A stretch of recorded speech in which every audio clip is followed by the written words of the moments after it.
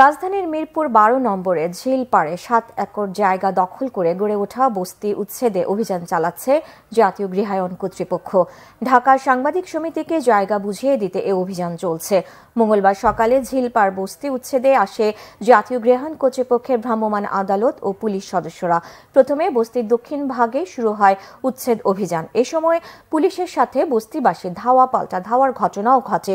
৭ acre জায়গা গড়ে ওঠা বস্তিটিতে বসবাস করেন ২০,০০০-এর বেশি মানুষ। তারা আগাম নোটিশ ছাড়াই উচ্ছেদের অভিযোগ করলেও পুলিশ জানিয়েছে নোটিশ দেওয়ার পরই উচ্ছেদ অভিযান চালানো হয়েছে।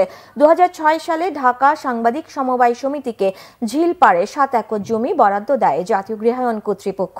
এর ৩ বছর পর বেদখল হয়ে যায় জমিটি। সমিতির সভাপতি সদরুল হাসান জানান, সাবেক সংসদ সদস্য ইলিয়াস মোল্লার লোকজন জায়গাটা দখল করে রেখেছিল। যতবার ভাঙা হয়েছে ততবারই তিনি আবার দখল করে নিয়েছেন।